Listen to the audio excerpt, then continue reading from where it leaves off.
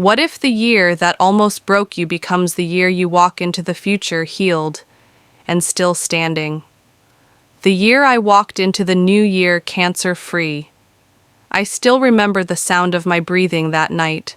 Slow, careful, grateful. It was the last night of the year, and for the first time in a long time, I wasn't afraid of what tomorrow might bring. Because this time, I was walking into the new year cancer-free. If you had told me a year ago that I would be sitting here, alive, healed, and hopeful, I don't know if I would have believed you. Back then, my days were measured by hospital appointments, test results, and the quiet fear that followed me everywhere, even into my sleep. Cancer changes you, not just your body, but your thoughts, your patience, your faith, your understanding of time.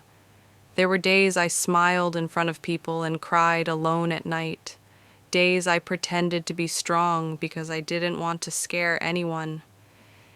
Days I stared at the ceiling, asking God questions I didn't even know how to put into words. I lost my hair. I lost weight.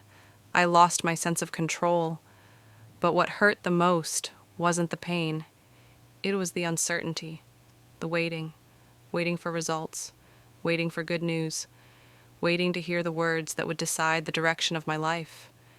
And then, one day, I heard them. You're cancer-free. I didn't scream. I didn't jump.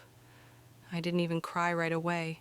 I just sat there, stunned, like my heart needed time to understand what my ears had just heard. Cancer-free. Those words replayed in my mind over and over. Even now, they still feel unreal. As the year slowly came to an end, people around me were talking about resolutions, new goals, new plans, new dreams. But me? My resolution was simple: to live, to breathe without fear, to wake up without dread, to appreciate mornings, ordinary days, and quiet nights. On New Year's Eve, I sat quietly with a cup of tea, watching the clock tick closer to midnight. No loud party, no heavy noise, just me and gratitude. I thought about the version of myself who walked into hospitals trembling, the version of me who prayed silently in waiting rooms, the version of me who didn't know if she'd see another year. And here I was, seeing another one. When the clock finally struck midnight, I closed my eyes and whispered, "Thank you." Not because life is perfect now, not because everything suddenly makes sense, but because I'm here, because I survived, because I'm healed. This new year doesn't feel like a fresh start. It feels like a miracle I was given another chance to live inside. Cancer tried to take my future, but it didn't win. And as I step into this new year, I'm not just celebrating a date on the calendar. I'm celebrating life. I'm celebrating strength I didn't know I had. I'm celebrating the simple gift of being alive.